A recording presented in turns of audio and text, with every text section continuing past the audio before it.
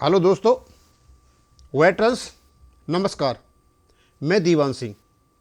मैं काफ़ी दिन से वीडियो नहीं बना रहा था क्योंकि कोई ऐसा खास मैटर तो है नहीं जिसका वीडियो बनाया जाए और जानकारी दी जाए।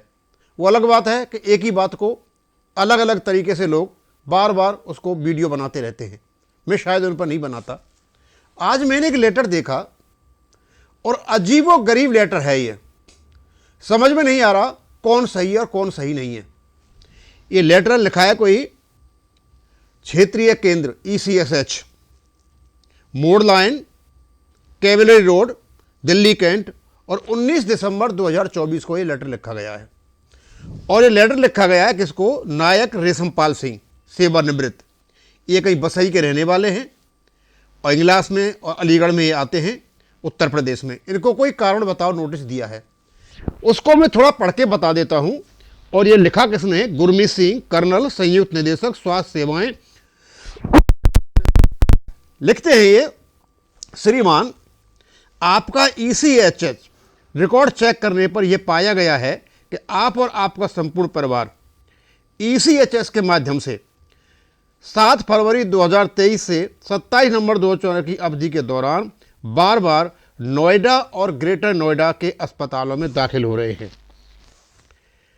आपसे आग्रह है कि आप यह बताएं कि आपको आपके परिवार के सदस्यों जो बार बार अस्पताल में एक साथ दाखिल हो रहे हैं, उन सबको क्या बीमारी है। आपकी और आपके परिवार के सदस्यों की जांच फौजी अस्पताल में फौजी डॉक्टरों से क्यों ना करवाई जाए, और बीमारी गलत पाए जाने पर या बीमारी की पुष्टि न होने पर आपके ECHS कार्ड को हमेशा के लिए निरस्त कर पूर्ण इलाज का खर्चा सरकारी खाते में जमा क्यों न करवाया जाए। आपसे अनुरोध है कि आप इस पर पत्र का जवाब 5 जनवरी 2025 तक इस कार्यालय में जमा करवाने की कृपा करें। जवाब न देने पर आपका ECHS कार्ड निरस्त कर दिया जाएगा। इस प्रकार का लेटर कर्नल साहब गुरमीत सिंह साहब लिखते हैं। ये संयुक्त निदेशक हैं उस व्यक्ति को जो बीमार है। पहले तो मेरे इस बात समझ में नहीं आ रही है कि ये जो व्यक्ति है, जो नायक साहब हैं, ये मुझे नहीं लगता कोई भी व्यक्ति बिना बीमारी के अपने घर से निकल करके अस्पताल में दाखिल होगा, क्योंकि अस्पताल में दाखिल होने पर बहुत सारी समस्याएं होती हैं और किसी को शौक नहीं आता कि अस्पताल में जाके दाखिल होगा। दूसरा, जब ECHS ने इलाज के लिए एम्पैनल्ड हॉस्पिटल बना रखे हैं, तो क्यों नहीं ECHS कार्ड धारक उन अस्पतालों में जाकर के अपना इलाज कराए। इवन आजकल तो जो 5 लाख तक की सुविधा इनके अलावा भी दूसरों को दे रखी है, जो जाकर के अपना इलाज कराते हैं। यानी ये व्यक्ति इलाज के लिए हॉस्पिटल जाता है, भर्ती होता है, और भर्ती तब होगा जब इसको बीमारी होगी और डॉक्टर बताएंगे। यानी कहने का मतलब है ग्रेटर नोएडा और नोएडा के जो अस्पताल हैं, वहां बैठे हुए डॉक्टर इस व्यक्ति से मिले हुए हैं, मिलकर के इसको भर्ती करते हैं और ECHS का पैसा मारते हैं। अब इससे क्यों पूछा जाए? हम कर्नल साहब से पूछते हैं कि आप उन डॉक्टरों को क्यों नहीं पूछते हो कि उनको बीमारी क्या है, उसका रिकॉर्ड क्यों नहीं देखते हो कि उसकी बीमारी क्या है। क्या एक प्रकार की धमकी है ये PVR के लिए, JCOR के लिए, या फिर और कुछ है? क्योंकि ECHS अस्पतालों का जो आजकल हाल बना हुआ है, ना तो दवाई मिलती है, ना प्रॉपर ट्रीटमेंट होता है, ना लोगों को रेफरेंस मिलते हैं, और एकदम अव्यवस्था फैली हुई है।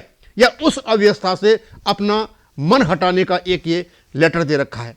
इस व्यक्ति को, नायक को, ये लेटर दिया जाता है।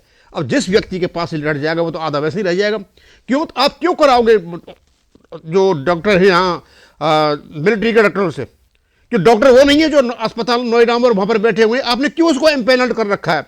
सबसे पहले आप उस अस्पताल को, जिसने इसको भर्ती किया है, नायक को, उस अस्पताल को एम्पैनल से निकाला जाए। नायक रेशमपाल सिंह को भर्ती जिसने किया है, उसके परिवार को भर्ती किया है। इसका मतलब यह हुआ कि जो डॉक्टर्स वहां पर हैं वो गलत इलाज कर रहे हैं, गलत भर्ती कर रहे हैं और ECHS को थूक लगा रहे हैं। उनको हटा करके फिर पूछा जाए, फिर इनका ट्रीटमेंट किया जाए। डॉक्टर से क्यों नहीं कर? ये तो कोई बात नहीं हुई कि आकर के आप आर्मी के डॉक्टर से उनका चेकअप कराएंगे। ये तो कोई समझने वाली बात नहीं हुई। क्योंकि डॉक्टर तो डॉक्टर ही होता है, आर्मी का डॉक्टर क्यों करेगा? जब इसी चीज में सुविधा दे रखी है सिविल डॉक्टरों से इलाज कराने की।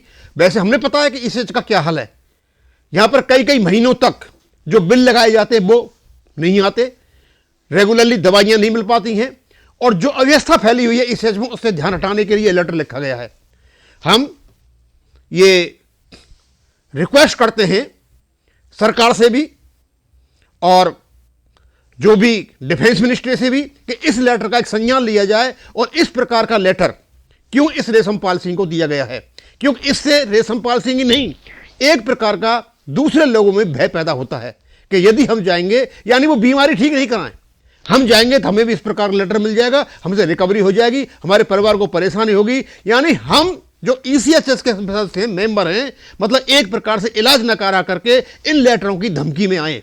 ये धमकी भरा लेटर जो कर्नल साहब ने लिखा है ये बिल्कुल ही न्यायोचित नहीं है, टोटली अनकॉन्स्टिट्यूशनल लेटर है। इस प्रकार का लेटर, कोई आदमी बीमार है और इलाज कहीं करा रहा है तो स्वाभाविक सी बात है तो वो तभी इलाज कराएगा, तभी भर्ती होगा जब उसको कोई बीमारी होगी, जब डॉक्टर ने बनाया होगा। क्योंकि जो अस्पताल है प्राइवेट वाले वो तो वैसे भर्ती नहीं करते, बहुत सीरियस कंडीशन होती है जब वो भर्ती करते हैं, अदरवाइज वो भर्ती नहीं करते। मैंने देखा है कि मैं बहुत ज़्यादा सीरियस था, मेरे को दिल्ली में जो मूलचंद हॉस्पिटल था प्राइवेट, वहाँ भर्ती करने में डॉक्टर ने मेरे वही चोटी के जोर लगवा दिए थे और आई वाज वेरी इल। तो क्या मतलब बीमार होऊंगा और मैं भर्ती नहीं होऊंगा? और इस प्रकार के लेटर देखने के बाद आपके यहाँ से रेफरेंस नहीं मिलता, आपके यहाँ से दवाई नहीं मिलती, आपके यहाँ प्रॉपर ट्रीटमेंट नहीं मिलता, और इस प्रकार के लेटर देखने के बाद तो हमारे क्या JCOR दवाई के लिए नहीं जाएं, इलाज के लिए नहीं जाएं। इस प्रकार के अननेसेसरी लेटर केवल और केवल एक भय पैदा करने के लिए ये निकाला हुआ लेटर है। हम इसको बार बार यहाँ डालते रहेंगे और हमने सभी को बता दिया है। हाँ, वो दूसरी बात है कि मुझे नहीं लगता कोई भी व्यक्ति बिना किसी कारण के अस्पताल जाएगा तो बीमारी के लिए जाएगा, अदरवाइज ईसीएच में जाएगा। ईसीएच में नहीं जाएगा तो सुविधा दे रखी है एमपैनल हॉस्पिटल की, वहां पे जाएगा। अब बुलाइए उनको, ऐसा नहीं हो सकता। और यदि इस प्रकार का कोई बीमारी नहीं पाई जाती है तो स्वाभाविक सी बात है कि इस व्यक्ति का कसूर नहीं है, कसूर नोएडा के जो अस्पताल के जो डॉक्टर्स हैं ये उनका कसूर है। फिर तो एक्शन उन पर लिया जाना चाहिए और इस पर भी बाद में आना चाहिए। यदि बीमारी नहीं है, दोनों मिलकर के इस प्रकार का थूक लगाने पर मुझे नहीं लगता, क्योंकि सरकारी अस्पतालों का तो हाल जो है वो है, लेकिन प्राइवेट अस्पतालों में जो मरीज भर्ती हो रहे हैं उनके पास इतना ना तो बेड है और ना उनकी सुविधाएं हैं, वो खुद ही नहीं चाहते किसी को एडमिट करना। बहुत ही सीरियस कंडीशन जब होती है, जब वो कहीं भर्ती करते हैं और जल्दी से जल्दी वहां से निकालने की कोशिश करते हैं, ज़्यादा रखते भी नहीं है। हाँ, कोई ऐसा अस्पताल हो जो कोई कम स्तर हो उसका तो वो ये कर सकता है, लेकिन मुझे नहीं लगता कि कोई एमपैनल्ड हॉस्पिटल जो ईसीएच ने कर रखा है वो कम स्तर का अस्पताल होगा। वो अच्छे स्तर का अस्पताल होगा। अच्छे स्तर के अस्पतालों में काफ़ी भीड़ लगी रहती है, इवन उनके पास पेशेंट्स के लिए बेड भी नहीं है।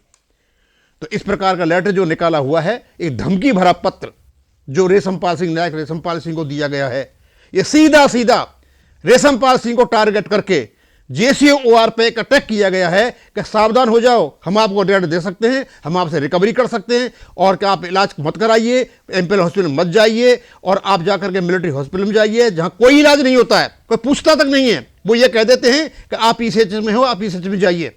ये इस प्रकार की अव्यवस्था बना करके रखे, अपनी व्यवस्था से अपना ध्यान हटाने के लिए इस प्रकार का ये लेटर निकाला गया है। इस लेटर की हम ऐसी भर्त्सना करते हैं, और यदि उस व्यक्ति को बीमारी है या कोई प्रकार की परेशानी है तो उसका प्रॉपर ट्रीटमेंट के लिए आपका फर्ज बनता है कि आप उसका प्रॉपर ट्रीटमेंट कराएं, उसका भी कराएं, उसके परिवार का कराएं, क्योंकि वो ECHS का मेंबर है। वो ECHS का मेंबर है। ECH के मेंबर को इस प्रकार डराने धमकाने वाले पत्र ना निकालें, ये बिल्कुल गलत बात है। अंत में मैं इसको यहीं खत्म करूंगा। थैंक यू, धन्यवाद।